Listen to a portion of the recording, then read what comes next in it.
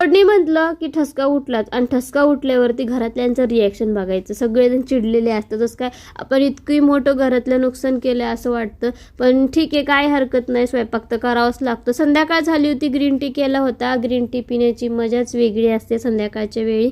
खरंच फ्रेश वाटतं एकदम, आणि आपल्या शरीरासाठी पण चांगलं असतं. संध्याकाळी सगळे रिलॅक्स करत होते, कोण टी व्ही बघते, कोण काम करते. मी सुद्धा काम करत होते, मी बसले नव्हते, कारण गृहिणींना बसायला वेळ कुठं असतो.